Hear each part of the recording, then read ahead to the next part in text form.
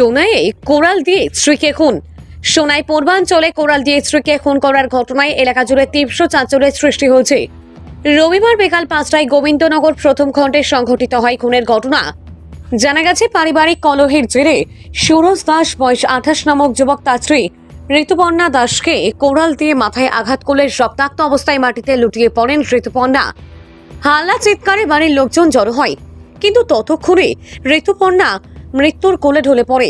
এদিকে স্ত্রীকে খুন করে কোনো ভয় ছাড়া বাড়ি থেকে বেরিয়ে গ্রামের সড়ক পথে দিব্যি হাঁটছিল। গ্রামের মানুষ খুনি সুরজ দাসকে আটক করে পুলিশে খবর দেয়। সোনাই পুলিশ ঘটনাস্থলে পৌঁছে সুরজ দাসকে গ্রেপ্তার করা ছাড়াও মৃতদেহ উদ্ধার করে ময়নাতদন্তের জন্য শিলচর মেডিকেল কলেজ হাসপাতালে পাঠিয়ে দেয়। সুরজের পরিবার সূত্রে জানা গেছে, মাত্র 6 মাস আগে সামাজিকভাবে আমরাঘাট এলাকার মোহনখালের বাসিন্দা কাজল দাসের মেয়ে ঋতুপর্ণার বিয়ে হয়।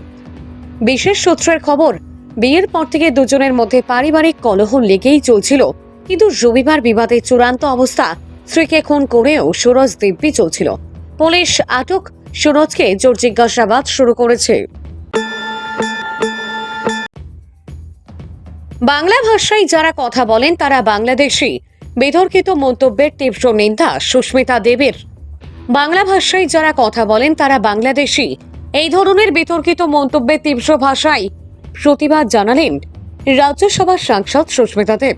তিনি বলেন, ভাষার ভিত্তিতে জাতীয়তা নির্ধারণের এই ধরনের চিন্তাভাবনা একদিকে যেমন অবিবেচনার প্রসূত, অন্যদিকে সাংবিধানিক অধিকার এবং সাংস্কৃতিক বৈচিত্র্যের উপর সরাসরি আঘাত।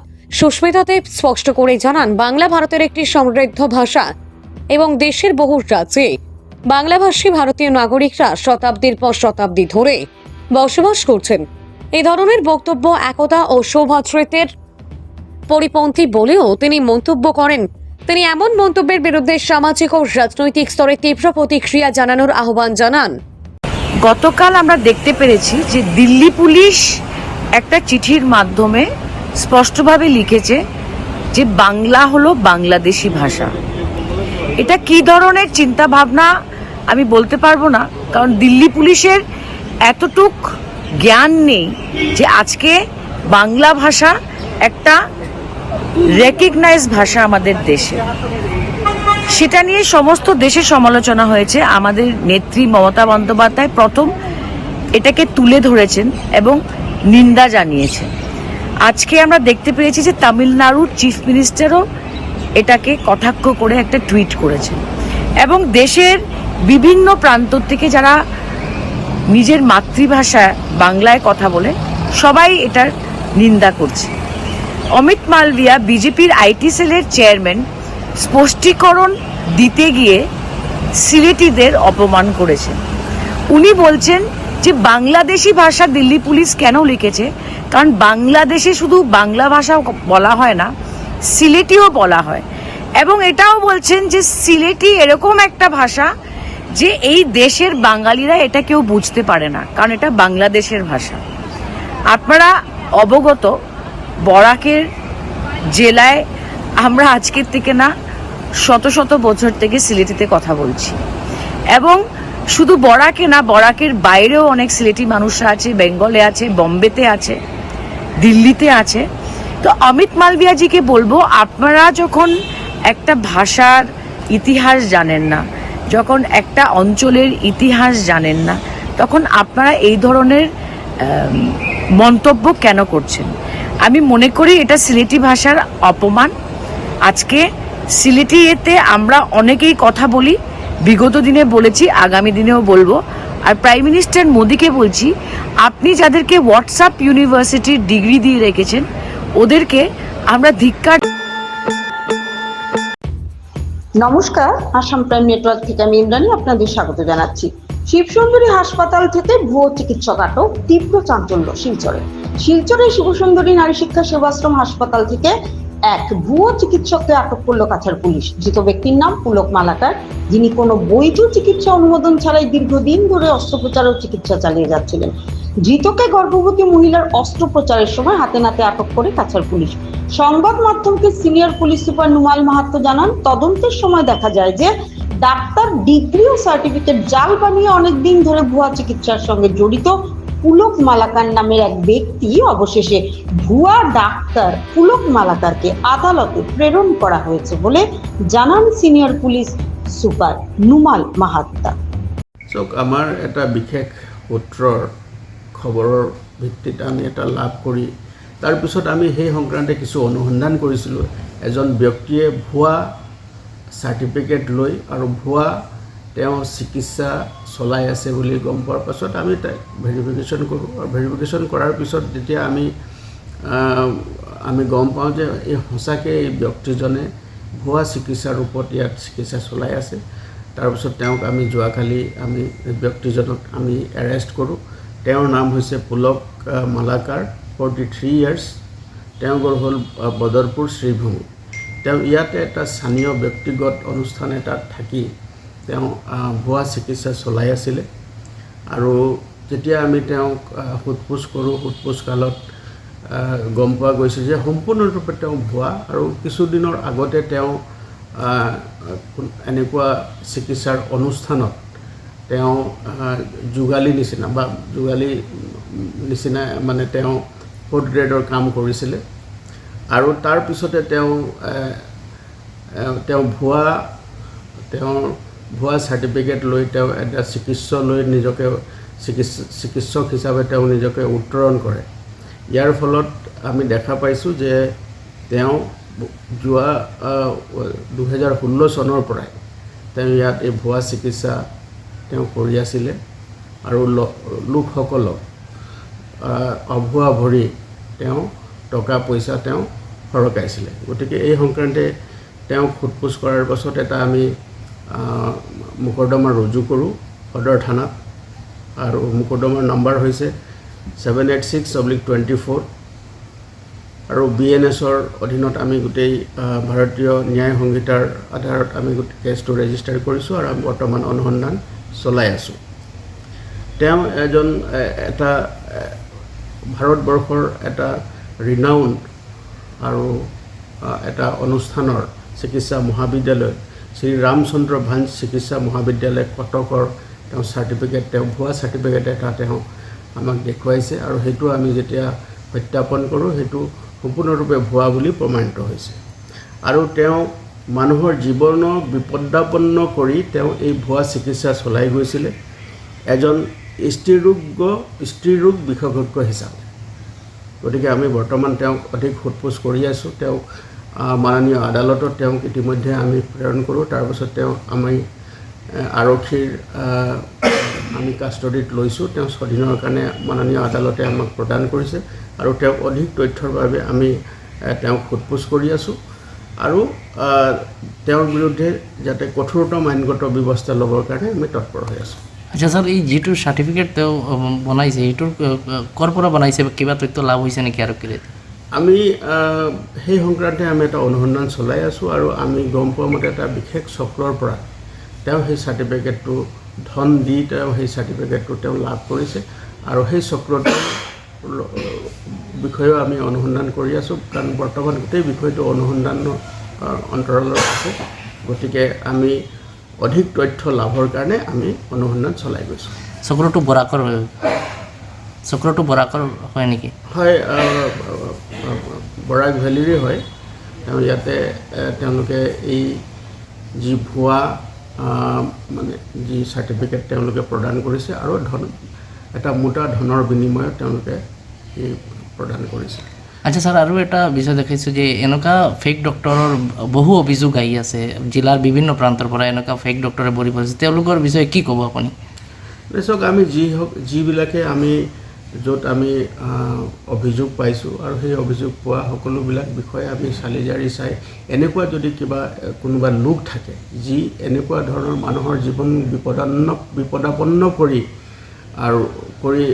এনেকুৱা ভুৱা চিকিৎসা চলাই আছে বা এনেকুৱা ধৰণৰ তেওঁলোকে ব্যৱসায় কৰি আছে, তেওঁলোকৰ বিৰুদ্ধে আমি কঠোৰতম আইনগত ব্যৱস্থা ল'বৰ কাৰণে তৎপৰ হৈ আছোঁ। আৰু যিসকলে এনেধৰণৰ ভুৱা ডিগ্ৰীধাৰী লোক আছে, আৰু তেওঁলোকে মানুহৰ যিসকলৰ ৰোগী আছে, যিসকল মানে ডিষ্ট্ৰেছ মানুহ আছে, সেই সকলোকে এটা ভুৱা চিকিৎসা প্ৰদান কৰি ধন আৰ্জন কৰা, অবৈধ ধন আৰ্জন কৰা যিসকল লোক আছে তেওঁলোকৰ বিৰুদ্ধে আমি খবৰ পোৱাৰ লগে লগে আমি তেওঁলোকৰ বিৰুদ্ধে আমি কঠোৰতম আইনগত ব্যৱস্থা গ্ৰহণ কৰোঁ। নমস্কার, আসাম প্রাইম নেটওয়ার্ক থেকে আমি ইন্দ্রাণী আপনাদের স্বাগত জানাচ্ছি। প্রবল বৃষ্টিতে বাইক ড্রেনে পড়ে গেল, চাঞ্চল্য শিলচর চামড়া গুদামে। আজ দুপুরে শিলচরের চামড়া গুদাম দরগা মসজিদের সামনে এক মর্মান্তিক দুর্ঘটনা ঘটে। প্রবল বর্ষণের মধ্যে একটি বাইক নিয়ন্ত্রণ হারিয়ে রাস্তার পাশে খোলা ড্রেনে পড়ে যায়। প্রত্যক্ষদর্শীরা জানান, টানা বৃষ্টির কারণে রাস্তা ও ড্রেনের মধ্যে কোনো পার্থক্য বোঝা যাচ্ছিল না। এই পরিস্থিতিতে বাইকটি সামনে থাকা গর্তে পড়ে যায়। দুর্ঘটনার পর স্থানীয় বাসিন্দারা তৎপর হয়ে বাইক আরোহীকে উদ্ধার করে। সৌভাগ্যবশত গুরুতর আহত না হলেও তিনি কিছুটা আঘাত পেয়েছেন বলে জানা গেছে। স্থানীয়রা অভিযোগ করেন, ড্রেনগুলির উপরে ঢাকনা না থাকায় এমন দুর্ঘটনা বারবার ঘটছে, অথচ প্রশাসনের দৃষ্টি আকর্ষণ করা সত্ত্বেও ব্যবস্থা নেওয়া হয়নি। এই ঘটনায় এলাকা জুড়ে ক্ষোভ ও উদ্বেগের সৃষ্টি হয়েছে। অনেকেই দ্রুত মেরামতি ও রক্ষণাবেক্ষণের দাবি তুলেছেন।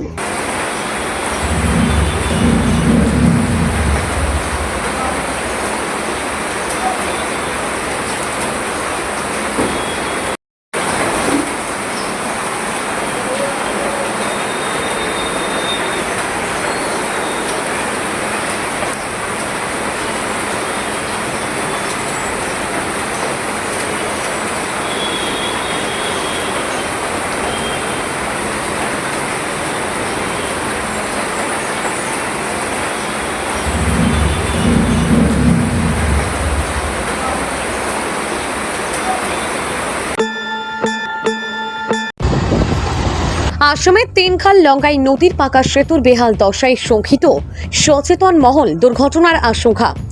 আসাম ত্রিপুরা ৮ নম্বর জাতীয় সড়কের পাথারকান্দি এলাকার তিনখাল লঙ্কাই নদীর উপরে থাকা আরসিসি সেতুটি বর্তমানে বেহাল আকার ধারণ করেছে। সেতুর উপরের অনেকটা জায়গায় ঢালাই সরে গিয়ে ভিতরের রড বের হয়ে গেছে। এমন ঝুঁকিপূর্ণ অবস্থায় রডের উপর দিয়ে প্রতিদিন পারাপার হচ্ছে শত শত যানবাহন সহ দূরপাল্লার পণ্যবাহী গাড়ি। কয়েক মাস আগে বিভাগীয় কর্তৃপক্ষরা সেতুর ভাঙা অংশের কিছু জায়গায় বালু এবং সিমেন্ট দিয়ে নামমাত্র প্রলেপ দিলেও তা টেকসই হয়নি, এমনটা অভিযোগ ভুক্তভোগীদের। আসাম, মিজোরাম ও ত্রিপুরার রাজ্যের একমাত্র সংযোগকারী এই সেতু বিকল হয়ে গেলে, বন্ধ হয়ে গেলে বৃহত্তর পাথারকান্দি সহ ত্রিপুরা এবং মিজোরাম রাজ্যের জনগণের দুর্দশার অন্ত থাকবে না। অথচ বিভাগীয় সড়ক কর্তৃপক্ষের উদাসীনতায় সেতুটি মৃত্যু পথে ধাবিত হচ্ছে বলে বিস্তর অভিযোগ উঠেছে। গুরুত্বপূর্ণ এই সেতুটি ঠিক সময়ে মেরামতের কাজ না করলে পরিস্থিতি বদরপুরের গ্যামন সেতু, লোয়াইয়ের পর লঙ্কাই সেতু ও ভাঙারপাড়ের হারাং সেতুর মতো দশা হবে বলে আশঙ্কা করছেন অনেকে। ভানুচন্দ্রের রিপোর্ট, আসাম প্রাইম নেটওয়ার্ক। নমস্কার, আসাম প্রাইম নেটওয়ার্ক থেকে আমি ইন্দ্রাণী আপনাদের স্বাগত জানাচ্ছি। তরুণী রোডে যাতায়াতের গ্যাপ বন্ধ করে হঠাৎ ডিভাইডার নির্মাণের পরিকল্পনা গ্রহণ করায় পূর্ত বিভাগের বিরুদ্ধে ক্ষোভ প্রকাশ করল বৃহত্তর রাঙ্গিরখাড়ির জনগণ। পুরনো ডিভাইডার বহাল রেখে পয়েন্ট বিউটিফিকেশন করার দাবি জানিয়েছেন স্থানীয়রা। শিলচর রাঙ্গিরখাড়ি পয়েন্ট নেতাজি নতুন মূর্তি বসানোর নামে গোটা এলাকাকে নতুন সাজে সজ্জিত করার পরিকল্পনা হাতে নিয়েছে বিভিন্ন সরকারি দপ্তর।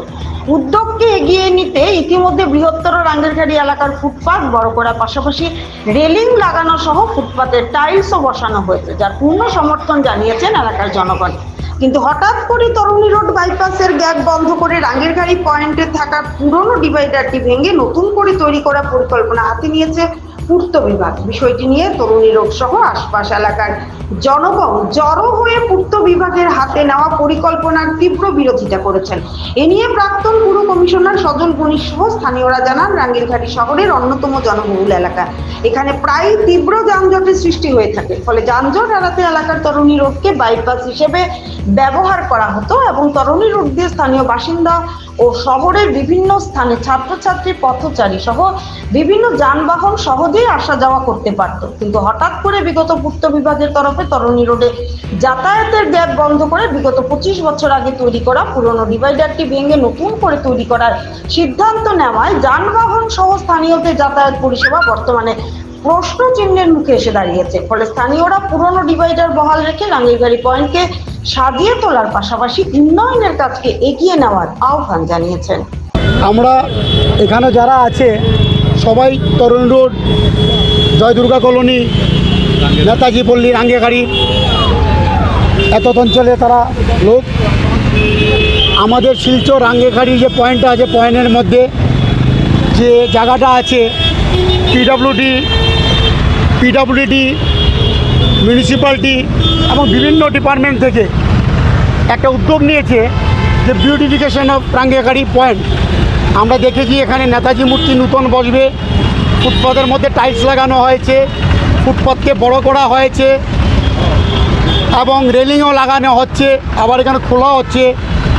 কিভাবে হচ্ছে কি না এটাতে আমি বিস্তারিত যাচ্ছি না, জনগণ দেখছে। কিন্তু আজকে হঠাৎ করে তরুণের মানুষ আমাকে ফোন করলো, আমি এখানে আসলাম যে কী ব্যাপার। তো সবাই বলল যে এখানের মধ্যে আমরা দীর্ঘ 25 বছর আগে 30 বছর আগে যখন ডিভাইডার হয়েছিল, পিডব্লিউডি বানিয়েছিল, তখন পিডব্লিউডির ডিভাইডার যেটা আছে সেই ডিভাইডারের মধ্যে তরুণীর যাতায়াতের জন্য একটা গ্যাপ ছিল। যারা তরুণের বাসিন্দা, তরুণের মানুষ, তাদের যাতায়াত। কিন্তু বর্তমানে এই তরুণী রুট নয়, এই তরুণী রুট যেটা আছে এটাকে বাইপাস রুট হয়ে গেছে। এটার সঙ্গে college road, Chengkuri road, Vivekananda road, এত অঞ্চলের লোকের এবং জিসি কলেজ, আমানুজ কলেজ, বিভিন্ন কলেজ স্কুলের যারা ছাত্রছাত্রীরা আছে এবং যখন জাম লাগে এই রাস্তার দিকে বাইপাস রুটে ব্যবহার হয়। কিন্তু দেখা যাচ্ছে হঠাৎ করে কালকে রাত্রে থেকে আজকে দেখা যাচ্ছে এই যে গ্যাপ যেটা ছিল, গ্যাপটা বন্ধ করার পরিকল্পনা নিয়েছে এবং পিডব্লিউডি, নিশ্চয়ই পিডব্লিউডির রোড, পিডব্লিউডি কাজ করছে। পিডব্লিউডির লোকেরা কেন এই কেটে সম্পূর্ণটাকে বন্ধ করে ডিভাইডার করা হবে। তাই এত অঞ্চল লোকের এইটাই দাবি যে আগে যেভাবে পিডব্লিউডি এই ডিভাইডারটা তৈরি করে গিয়েছিল সেইভাবেই থাকতো, গ্যাপ থাকতো এবং বিউটিফিকেশন করতে যা কিছু করুক সব জনসাধারণ এখানে এই বিউটিফিকেশনের সাথে আছে। আমি একজন তরুণী রোডের বাসিন্দা। আজকে হঠাৎ সকালে আমি এখানে আসিনি, আমাকে ফোন মারফতে একজন আমারই এক ছোটো ভাই আমাকে ফোন করে বলল যে দাদা তোমাদের এই জায়গা থেকে বন্ধ করে দিচ্ছে। তৎক্ষণাৎ আমি আর ঘরে থাকতে পারলাম না, আমি বেরোয় দেখলাম এই জায়গায় ঠিক এসে যে এই জায়গায় জিজ্ঞেস করলাম, এসে 2 কন্ট্রাক্টরকে পেলাম, জিজ্ঞেস করলাম কী হয়েছে, বলে না এখানে ডিভাইডার হয়ে যাবে। আমি বললাম ভাই আমি তো জন্মের পর থেকেই দেখছি এটা তো কোনো ডিভাইডার ছিল না। কিন্তু এই তরুণী রোডের আজকে আমার মা বোন ভাইয়েরা যদি একটা অসুস্থ হয় কিভাবে নিয়ে যাব, বলে না ওইদিকে ঘুরে যেতে হবে। তো এইদিকে ঘুরলে যেতে হলে এখানে গাড়ির অনেক জাম থাকবে, কি করে একটা পেশেন্টকে নিয়ে যাওয়া। তাই আমাদের কাজ হোক, ডেভেলপমেন্ট আমরাও চাই, আমরা প্রত্যেক জনগণ ডেভেলপমেন্ট চাই, কিন্তু ডেভেলপমেন্টটা একদম পাবলিককে সন্তুষ্ট রেখেই ডেভেলপমেন্টটা হলে আমার মনে হয় ভালো হবে। ছোট দুধপাতিল জিপিকে আদর্শ গ্রাম হিসেবে সরকারের বিশেষ স্বীকৃতি সত্ত্বেও বাস্তবে রাস্তাঘাটের বেহাল দশা এবং জনদুর্ভোগ তুলে ধরে সরব হলেন ওই জিপির জনগণ।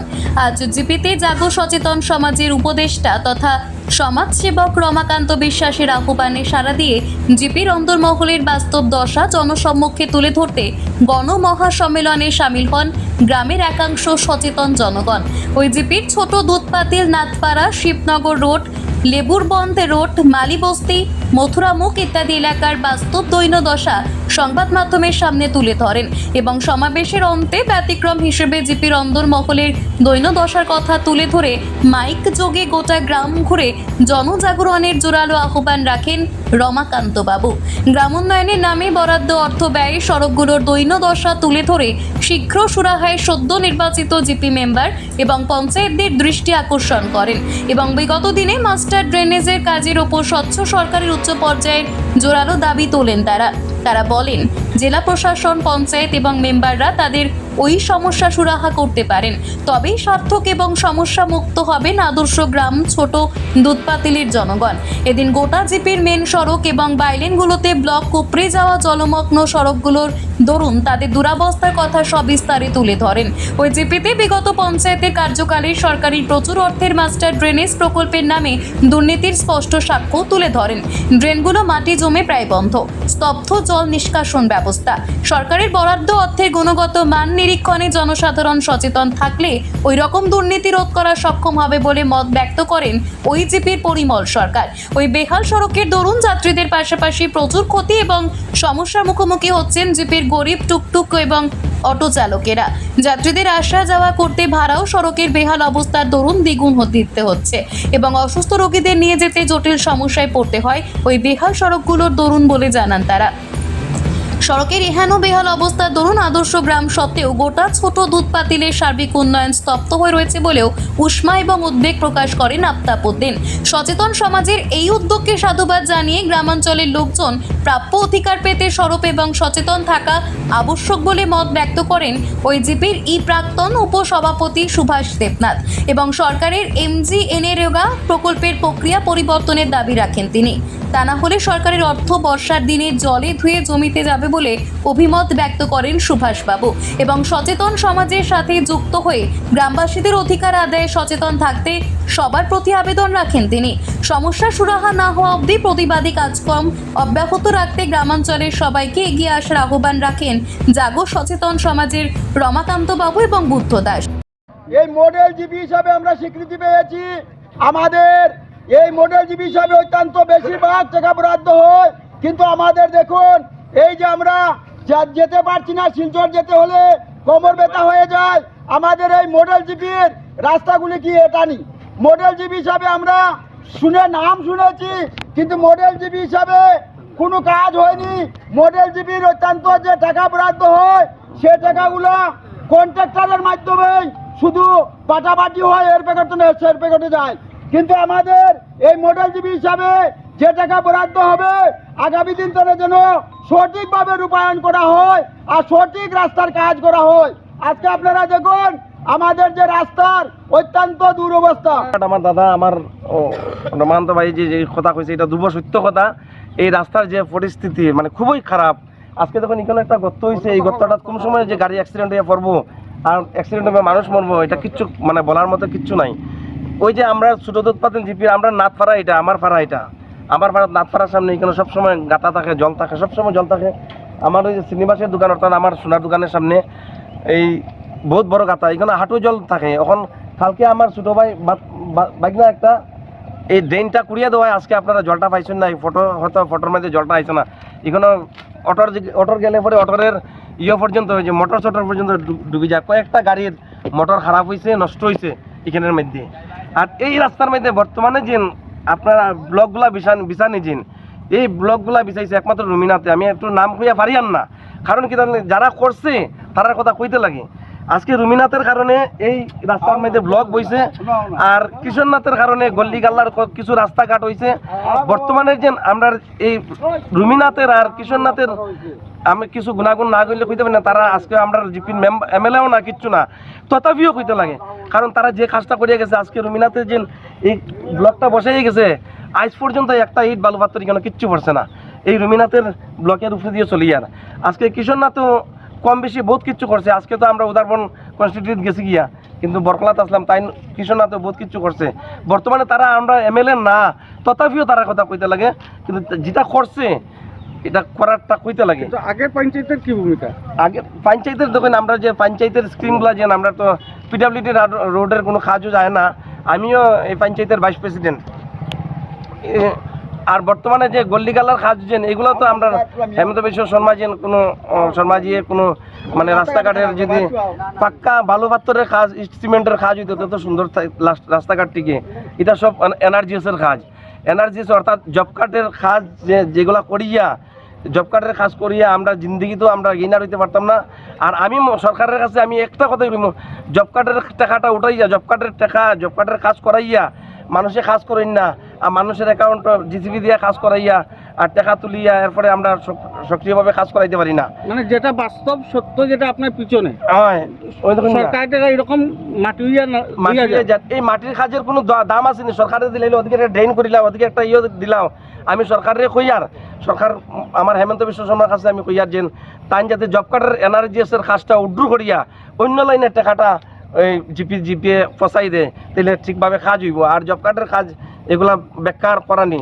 আর কি করে করি, রাস্তা নাই, ঘাট নাই, একটা এক টুকরা মাটি বিক্রি করবার হলে তখন থেকে খরিদ্দারা কিনে না, কারণ রাস্তাঘাট নাই। আইয়া বলে তারা এই দেশের লোক ভালো না, লোক একতা নাই, সেই জন্য রাস্তাঘাট নেই। হরে কৃষ্ণ, হরে কৃষ্ণ। আসামের নারায়ণপুর থেকে বিপুল পরিমাণ সেগুন কাঠের লক জব্দ করল দোহালিয়া ফরেস্ট। গণ অভিযোগের ভিত্তিতে তদন্তে নেমে বৈঠকাল ফরেস্ট সাববিট এলাকার নারায়ণপুর স্থিত কোদাইল বাড়ি নামক স্থানে বিপুল পরিমাণ সেগুন কাঠের লক বাজেয়াপ্ত করল দোহালিয়া ফরেস্ট। রবিবার বিকালে Dohalia forest range officer Pranab Kalita দলবল নিয়ে উল্লেখিত এলাকায় হানা দিয়ে 66 পিস সেগুন কাঠের লক বাজেয়াপ্ত করে নিজেদের জিম্মায় নেন। কাঠগুলোর মালিক জনৈক মকবুল আলী বলে জানা গেছে। অভিযোগ মতে কাঠের মালিক কোনো ধরনের সরকারি বা বন বিভাগের অনুমতি না নিয়েই নিজ বাগান থেকে গাছগুলো কেটে অন্যত্র বিক্রির মতলবে ছিলেন। এ ব্যাপারে ফরেস্ট রেঞ্জ কর্তা জানান যে সম্পূর্ণ অভিযোগ খতিয়ে দেখে কাঠের মালিকের বিরুদ্ধে বন আইনে ব্যবস্থা নেওয়া হবে। বন বিভাগের এহেন অভিযানে এলাকার পরিবেশ প্রেমী জনগণ সন্তোষ প্রকাশ করেছেন। ভানুচন্দ্রের রিপোর্ট, আসাম প্রাইম নেটওয়ার্ক। রক্ষকই যখন নিয়ম ভাঙা চালক, সবার সামনে আইন ভেঙে অটোর সামনের সিটে বসে ঘুরছেন পুলিশ কর্তা। ট্রাফিক ক্যামেরা ও আইন কোথায়? একজন পুলিশ কর্তা অটোর সামনের সিটে ড্রাইভারের সাথে বসে রাধানগর থেকে উত্তর গেটের দিকে যাচ্ছে। তখন রাস্তায় লাগানো সিসি ক্যামেরা কোথায়? কোথায় বা ট্রাফিক কর্তারা? ট্রাফিক আইন কি শুধু দুই চক্রযানের জন্য? খোদ ট্রাফিক বাবুরা যদি আইন ভাঙে তার বিরুদ্ধে ব্যবস্থা নেবে কে? দাদা আপনি কেমনে বললেন সামনে অটোতে? কেমনে বললেন? আপনারা না বলো, আপনারা তো রক্ষক, আপনি কেমনে বললেন? না না, আপনি সামনে কেমনে বললেন? এই জায়গায় যদি একটা প্যাসেঞ্জার বলতো আপনি কি করতেন? কি করতেন? না না, আপনি কেমনে বললেন একটা অটো? এটা যদি একটা পাবলিক বলতো আপনি কি করতেন? হ্যাঁ, সরিতে শেষ। আপনি বললেন যে কেন? ডেঙ্গার বন্দের ব্যবসায়িক প্রতিষ্ঠানে দুঃসাহসিক চুরি। রবিবার মধ্যরাতে এক দুঃসাহসিক চুরিকাণ্ড ঘটে গেল আসামের বাজারিছড়া থানাধীন সলগই বাজারের লাগোয়া ডেঙ্গার বন্দের একটি ব্যবসায়িক প্রতিষ্ঠানে। উক্ত রাত আনুমানিক 9টা নাগাদ দোকান মালিক সত্যপ্রকাশ গোয়ালা অন্যান্য দিনের ন্যায় নিজ দোকান বন্ধ করে লাগোয়া ঘরে ঘুমোতে চলে যান। আজ সোমবার সকালে তিনি দোকান খুলে চুরিকাণ্ডটি প্রত্যক্ষ করেন। চোরেরা তার দোকানের পেছনের কাঠের জানালা ভেঙে ভিতরে প্রবেশ করে সিসি ক্যামেরা ক্ষতিগ্রস্ত করে ব্যাটারি, ইনভার্টার ও ক্যাশ বাক্স থেকে নগদ কিছু টাকা হাতিয়ে নিয়ে গাধা কথায় পরে বিষয়টি স্থানীয় পুলিশের নজরে আনা হয়। উক্ত এলাকায় নতুন করে চুরিকাণ্ড সংঘটিত হওয়াতে এলাকার জনগণ আতঙ্ক বোধ করছেন। এতে স্থানীয়রা রাতে পুলিশি টহল ও ভিডিপি প্রহরা নিয়মিত করার জোরালো দাবি তুলেছেন। পরে পুলিশ তদন্তে নেমে সিসি ক্যামেরার ফুটেজ খতিয়ে দেখে তদন্তে গতি আনার চেষ্টা করছে। ভানুচন্দ্রের রিপোর্ট, আসাম প্রাইম নেটওয়ার্ক। নমস্কার, আমার নাম সত্যপ্রকাশ গোয়ালা। সলগই বাজার পেট্রোল পাম্পের সামনে ডেঙ্গাগঞ্জ এরিয়াতে আমার কম্পিউটারের দোকান আছে। কালকে রাত্রে 8:30টার পরে দোকান আমি বন্ধ করিয়া গেলাম বাড়ি। যাওয়ার পরে সকালে আইয়া আমি দোকান খুলিয়া দেখি আমার দোকানের পিছের জ্বালানা ভেঙে, ইনভার্টার, ব্যাটারি, মেশিন, কেস বাক্স ভেঙে, কেস টাকা, নগদ কিছু, তারপর পাওয়ার ব্যাংক, এই সব কিছু জিনিস রাত্রে চুরে সব নিয়ে চলে গেছে। তারপর আমি বাজাইচড়া থানাতে গিয়ে স্যারকে আমি কমপ্লেন দিয়েছি আমার দোকানের চুরি হওয়ার সব কিছু আমার জিনিসটা দিয়েছে। তার জন্য আমি ওসি স্যারকে বলবো কি স্যার যে কোনো মতে হয় আমার দোকানে, নতুন দোকান খুলেছি 2-3 মাস আগে, আর আমি ইএমআইতে ইনভার্টারটাও আনছিলাম, কারণ 2-3 মাস পরেও আমার দোকানটা চুরি হয়ে গেছে। আমি স্যারকে বলবো কি স্যার তোরা আমার কে নিয়েছে যদি মিলে তাহলে অনেক অনেক স্যারকে আমি ধন্যবাদ। গোপন খবরের ভিত্তিতে গতকাল আগরতলা সার্কিট হাউস থেকে চুরি হওয়া বাইক সহ 2 জন চোর সহ একটি বাইক উদ্ধার করতে সক্ষম হয় এবং তার পাশাপাশি গত কয়েকদিন আগে বিটারবন এলাকা থেকে সেলিম মিয়া নামে এক কুখ্যাত চোর সহ চুরি হওয়া স্বর্ণালঙ্কার উদ্ধার করেছিল। সেই কেসে আরও একটি স্বর্ণের চেন উদ্ধার করতে সক্ষম হয় এনসিসি থানার পুলিশ। এই বিষয়ে বিস্তারিত বলেন থানার সেকেন্ড অফিসার গোপাল শুক্লা দাস। ভানুচন্দ্রের report, Assam prime network.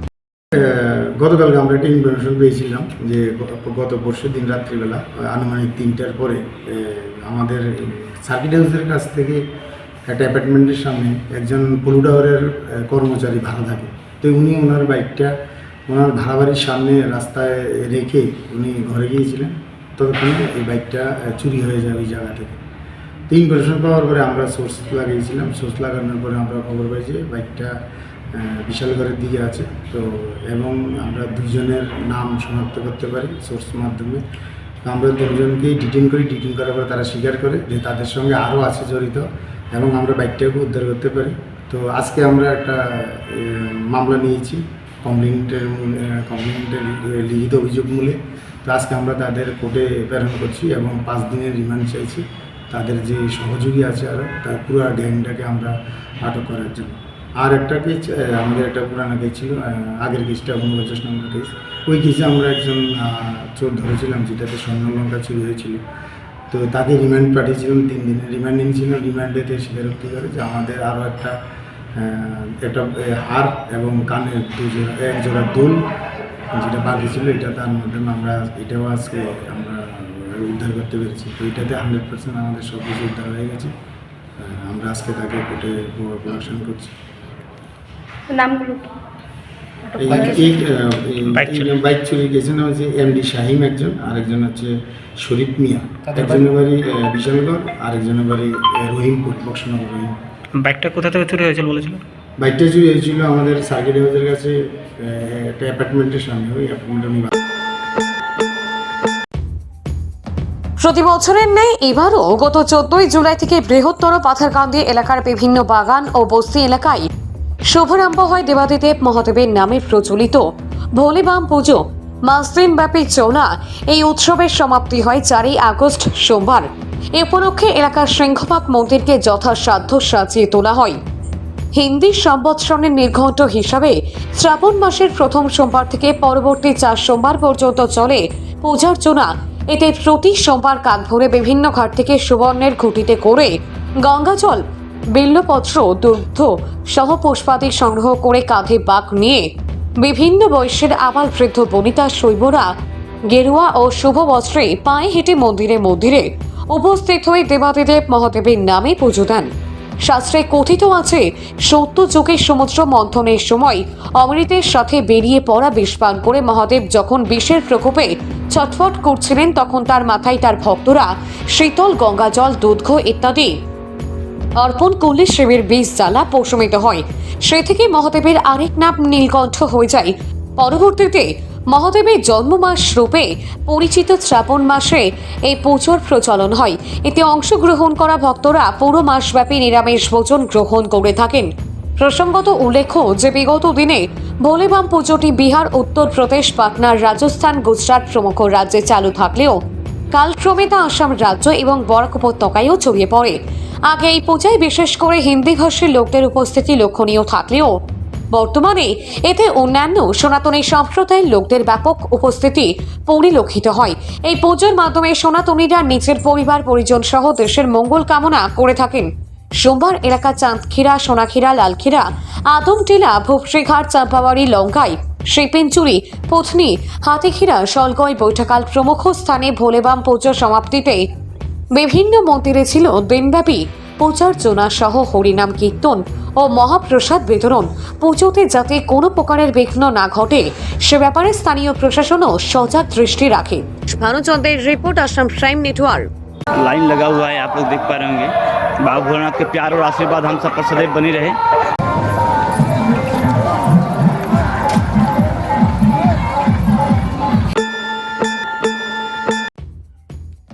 Ramnagar টুকর গ্রামে আইনজীবী ইকবাল আহমেদ বড়ভূঁইয়ার সমর্থনে মত বিনিময় সভা।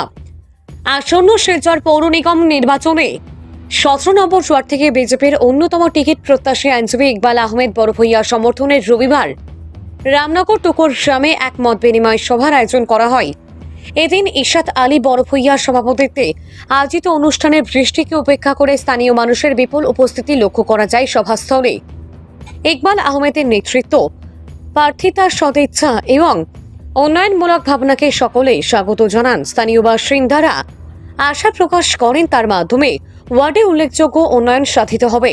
সভায় বক্তব্য রাখতে গিয়ে ইকবাল আহমেদ সকলকে ধন্যবাদ জানান এবং বলেন, আসামের মুখ্যমন্ত্রী হিমন্ত বিশ্ব শর্মা একজন গতিশীল নেতা। তার নেতৃত্বে রাজ্যের সর্বোচ্চ উন্নয়নের জোয়ার বইছে।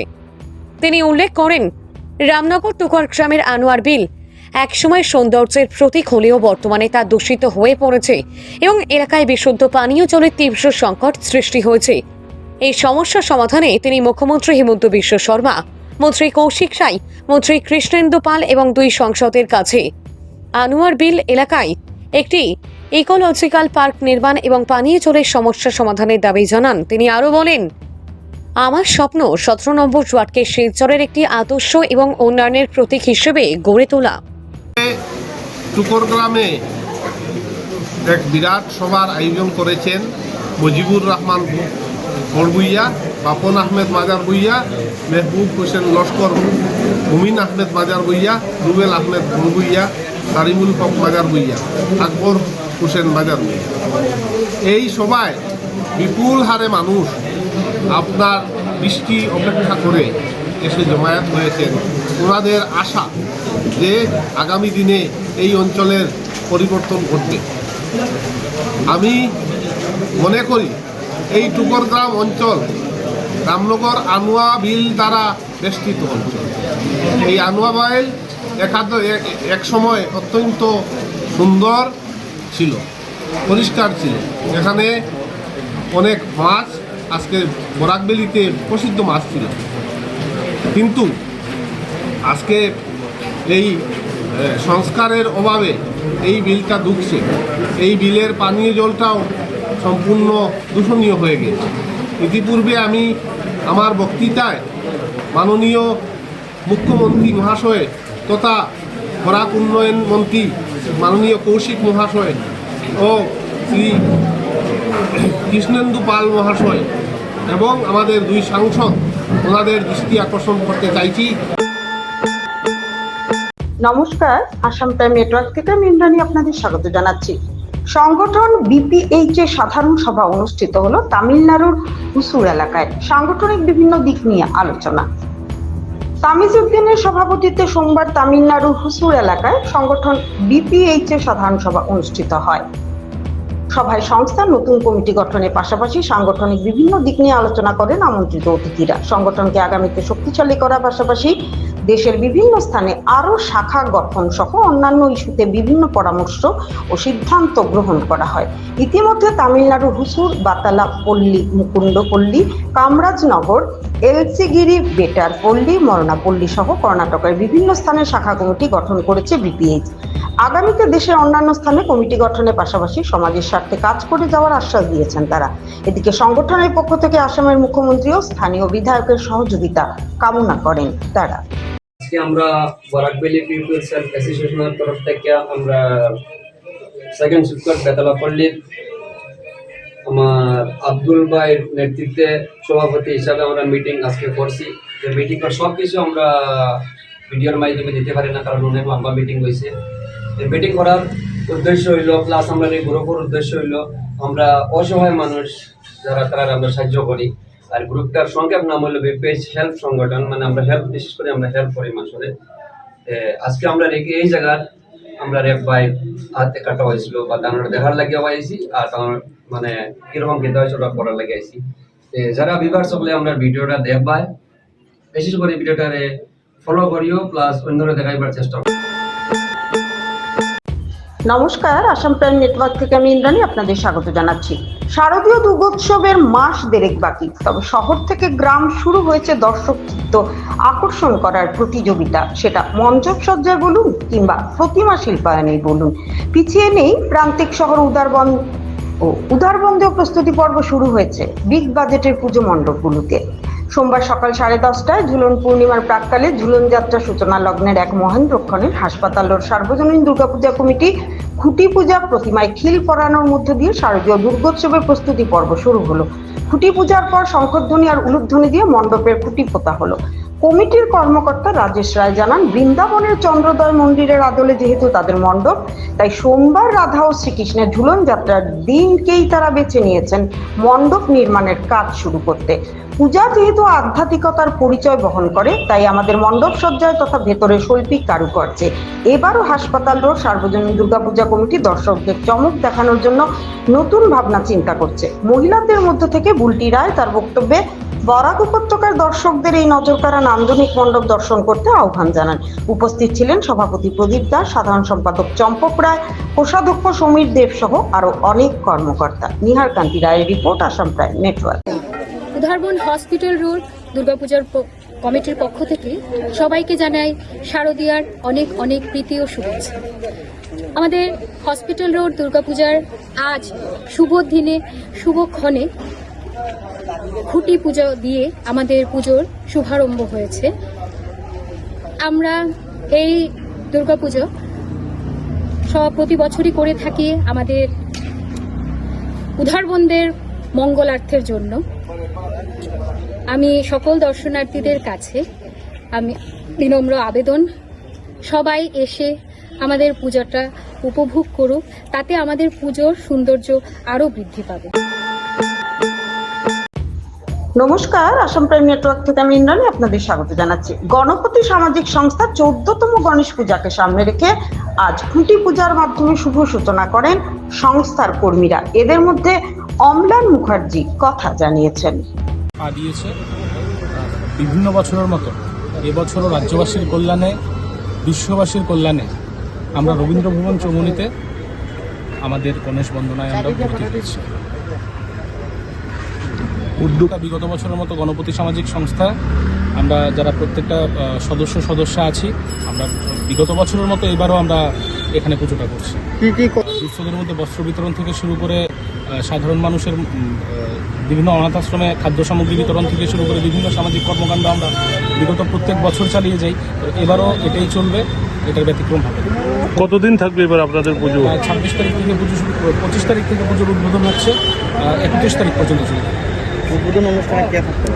উদ্বোধনী অনুষ্ঠানে রাজ্যের বিভিন্ন মঠ মন্দিরের যিনি সাধু সন্তরা আছেন তাদের পরকমলের দ্বারা আমাদের পুজোর উদ্বোধন।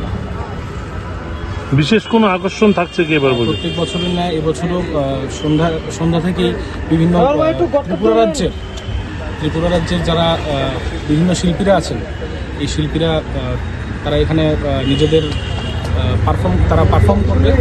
তো প্রত্যেকে আমি আপনাদের মাধ্যমে প্রত্যেকে জানাতে চাইছি যে আপনারা প্রত্যেকে আসবেন, আমাদের পুজোয় ব্রতী হবেন, আমাদের পুজো দর্শন করতে আসবেন। আপনাদের কাছে এটাই আমাদের করজোড়ে। নমস্কার, আসাম প্রাইম নেটওয়ার্ক থেকে আমি ইন্দ্রাণী আপনাদের স্বাগত জানাচ্ছি। গুরু পূর্ণিমা উপলক্ষে উত্তর ত্রিপুরা জেলা ভিত্তিক গুরু সংবর্ধনা ও সাংস্কৃতিক অনুষ্ঠানের আয়োজন করা হয় কদমতলা চন্দ্রকলা টাউন হলে। আজ সকাল 11:30 নাগাদ এই গুরু সংবর্ধনা ও সাংস্কৃতিক অনুষ্ঠানের শুভ উদ্বোধন করেন উত্তর ত্রিপুরা জেলা পরিষদের সভাধিপতি অপর্ণা নাথ। জেলা তথ্য সংস্কৃতি দপ্তর, উত্তর ত্রিপুরা জেলা পরিষদ ও কদমতলা পঞ্চায়েত সমিতির উদ্যোগে গুরু পূর্ণিমা উপলক্ষে উত্তর ত্রিপুরা জেলা ভিত্তিক এই গুরু সংবর্ধনা ও সাংস্কৃতিক অনুষ্ঠানের আয়োজন করা হয়। তাছাড়া উপস্থিত ছিলেন কদমতলা পঞ্চায়েত সমিতির chairman Mihir Ranjan Nath, vice chairman Vidyabhushan Das, প্রাক্তন চেয়ারম্যান সুব্রত দেব, বিশিষ্ট সমাজসেবী প্রদীপ দেববর্মা, বিশিষ্ট সমাজসেবী কাজল দাস, জেলা তথ্য সংস্কৃতি দপ্তরের সহ অধিকর্তা রিপন চাকমা, কদমতলা উচ্চতর মাধ্যমিক বিদ্যালয়ের প্রধান শিক্ষক সুভাষিস দেবনাথ, অতিরিক্ত জেলা শাসক ও সমাহর্তা বিজয় সিনহা সহ অন্যান্য অতিথিগণ। ভানুচন্দ্রের রিপোর্ট, আসাম প্রাইম নেটওয়ার্ক। বর্তমান শিক্ষক এই মঞ্চে যাদেরকে সংবর্ধনা দেওয়া হবে, আমি তাদের চরণ ছুঁয়ে প্রণাম জানাই। আমার অন্তরের অন্তঃস্থল থেকে আমি আগামী দিনের ভবিষ্যৎ, বর্তমানে যারা ছাত্রছাত্রী ভাই ও বোনেরা, তোমাদেরকে অশেষ স্নেহ এবং আন্তরিক ভালোবাসা জ্ঞাপন করছি। এই গুরু পূর্ণিমা আমরা জানি 2025 সালে 10 জুলাই আষাঢ় মাসের পূর্ণ শুক্ল পক্ষে এই গুরু পূর্ণিমা দিবসটা আমরা পালন করি। সেটা আমার পূর্ববর্তী বক্তারা বলেছেন যে পৌরাণিক বিষয়। আমাদের যিনি মহাভারত রচয়িতা, আমাদের ব্যাসদেব, গুরুজনকে সম্মান করবে, ততই তোমরা একটা আদর্শ মানুষে পরিণত হবে। আর আমি ভগবানের কাছে প্রার্থনা করছি, এই যে আমার ছাত্রছাত্রীরা, তোমরা আমাদের সম্পদ, তোমরা আমাদের ভবিষ্যৎ, তোমরা আরো এগিয়ে যাও, সঠিক পথে চলো। পড়াশোনার মাধ্যমে দেশ গড়ার কারিগর হিসেবে তোমরা কাজ করবে বলে আমার বিশ্বাস। আমি অসংখ্য ধন্যবাদ জানাবো এই কদমতলা আইডি ব্লক থেকে শুরু করে যারা সমাজসেবী রয়েছে। আপনারা আমাদের এই অনুষ্ঠানকে এত সুন্দর, এত মানে ফিনিশিং, স্টার্টিং থেকে ফিনিশিং পর্যন্ত এত সুন্দরভাবে সাজগুজ থেকে শুরু করে সার্বিকভাবে সহযোগিতা করেছে। তো আপনাদের সবাইকে আমি অসংখ্য ধন্যবাদ জ্ঞাপন করছি। নমস্কার, আসাম প্রাইম নেটওয়ার্ক থেকে আমি ইন্দ্রাণী আপনাদের স্বাগত জানাচ্ছি। দুর্গাপুজোর বাকি নেই আরো 2 মাসও।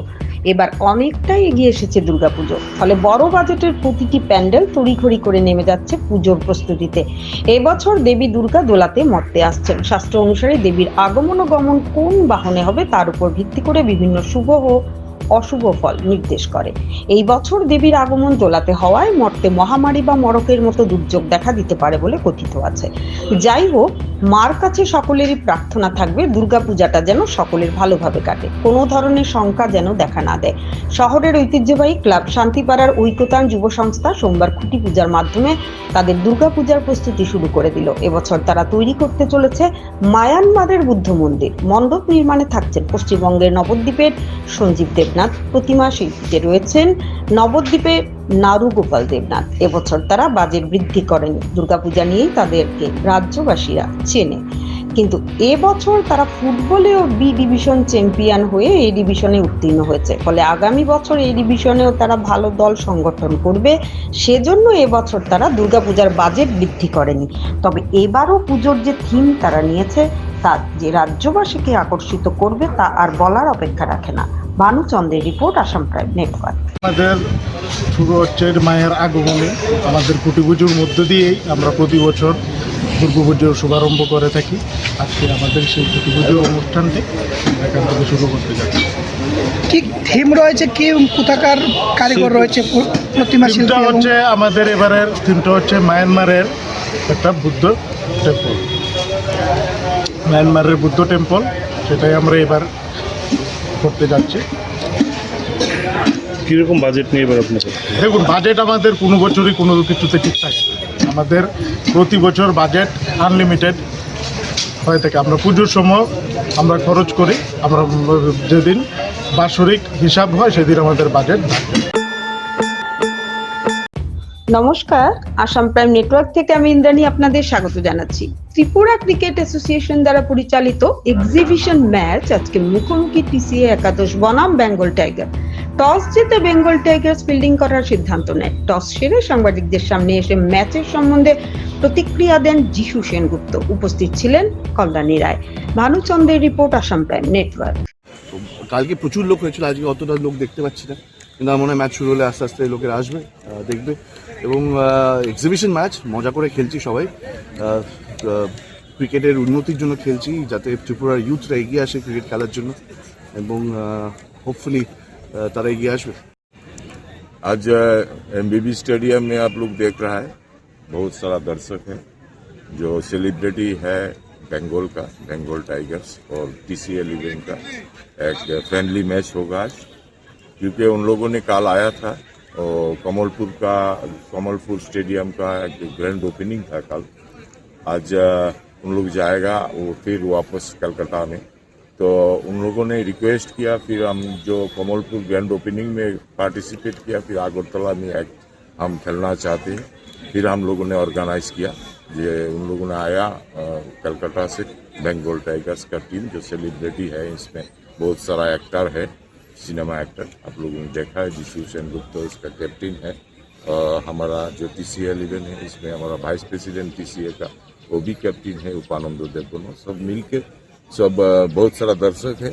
हम रिक्वेस्ट करेंगे आपका थ्रू, मीडिया का थ्रू, जो सारा त्रिपुरा में ये आप प्रचार कीजिएगा जो है क्रिकेट के लिए, क्रिकेट का फ्रेंडली मैच और क्रिकेट को ऑर्गेनाइज करने के लिए, क्रिकेट को जूनियर लेवल प्लेयर्स को एनकरेज करने के लिए ऐसा टूर्नामेंट होना चाहिए।